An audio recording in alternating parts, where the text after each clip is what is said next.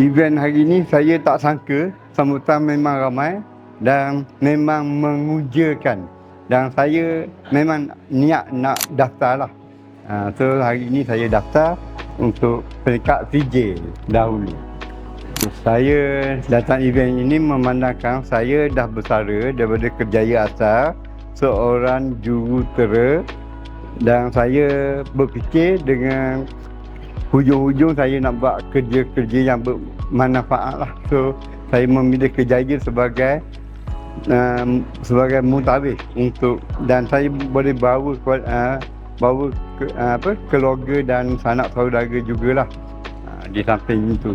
Dan di samping itu dapat juga membina pendapatan lah. Saya dah nampak hala tuju dalam bidang haji dan umrah, marketnya memang besar lah.